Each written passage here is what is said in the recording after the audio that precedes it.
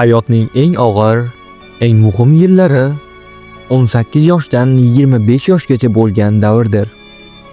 Bu paytlar oson bo'lmaydi. Do'stlaringizni yo'qotasiz. Birovlari ketadi. Birovlari sizni unutadi. Birovlari esa orqangizdan pichoq uradi. Lekin bu normal holat. Hayot sizga kim haqiqatda siz bilan qolishini ko'rsatadi. Xatolar qilasiz, hamma kabi. Lekin shuni biling, xatolar sizni sindirish uchun emas, o'stirish uchun.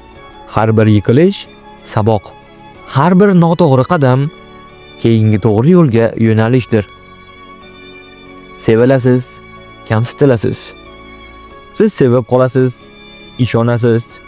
Ishonchingizni oqlaydiganlar ham, aldaydiganlar ham bo'ladi. Sizni qadrlaydiganlar ham, kamsitadiganlar ham uchraydi. Lekin eng muhimi, siz o'zingizni sevishni o'rganasiz. Chunki dunyoda hamma ham sizni tushunmaydi. Ba'zi narsalarni tushunib yetasiz. Hayotning ba'zi haqiqatlarini tushunasiz. Hech kim sizni kelib qutqarmaydi yoki hech kim siz uchun harakat qilmaydi. Hayot sizdan mustaqil bo'lishni talab qiladi. Siz haqiqatga tik boqishni o'rganasiz. O'z qadringizni tushunasiz. Hech kimga yoqishga harakat qilmasdan o'z hayotingizni qurishni boshlaysiz. Chunki hayot tanlovlardan iborat.